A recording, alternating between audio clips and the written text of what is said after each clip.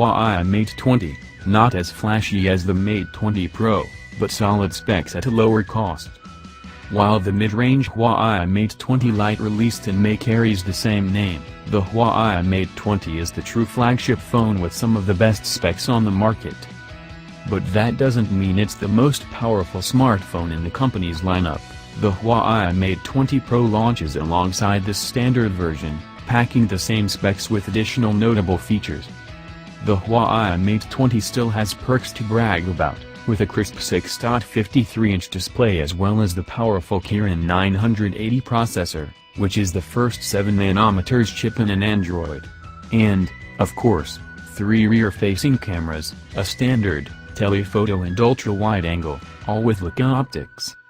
But the standard version does miss out on some of the most exciting features coming to the Pro, including an in-screen fingerprint scanner and the ability to wirelessly charge other devices.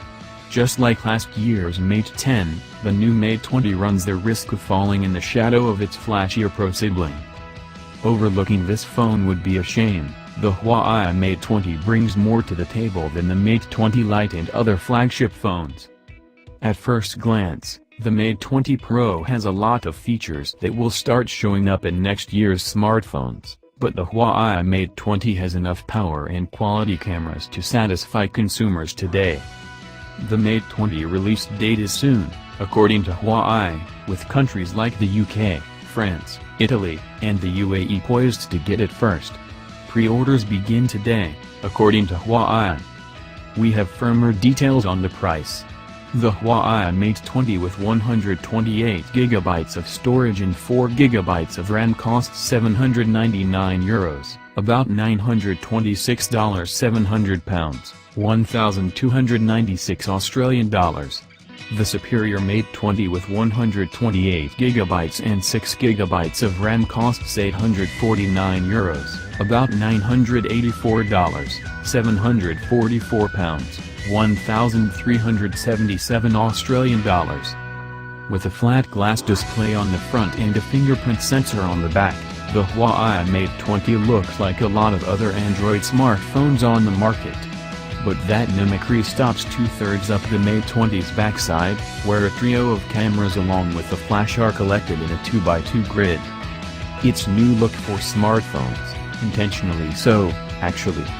During the preview event, a Huawei representative pointed out that the quad-camera setup would tip off passers-by to which phone you were sporting.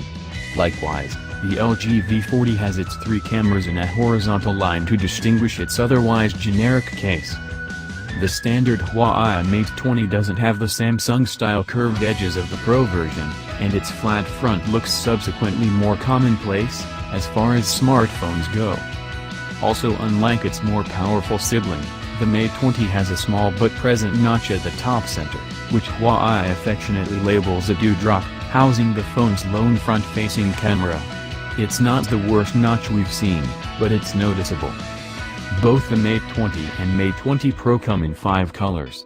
The black, pink and blue to purple twilight hues have a glossy finish on the phone's glass back, but the 2 others, midnight blue and emerald green, have something extra, a textured finish that adds a bit of tactility to the touch.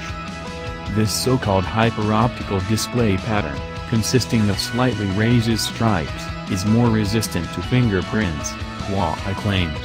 It also gives you a bit of a grip, which is helpful for the bolder among you who are willing to carry your expensive smartphone around without a case. A Huawei representative compared its feel to that of a vinyl record, but we found the ridges to be even more subtle, so the phone will still slip easily into pockets. And in keeping with other leading smartphones, the Huawei Mate 20 has IP68 water and dust resistance,